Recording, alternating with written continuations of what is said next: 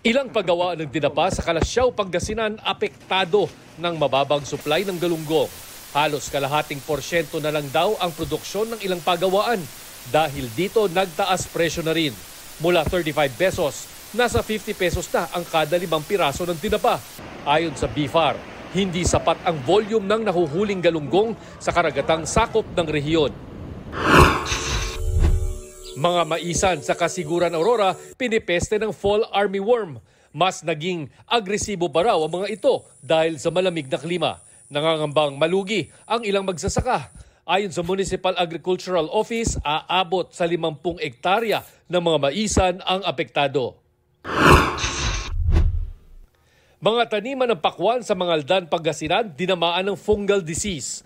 Nabubulok ang mga dahon at hindi na lumalaki ang mga bunga nito.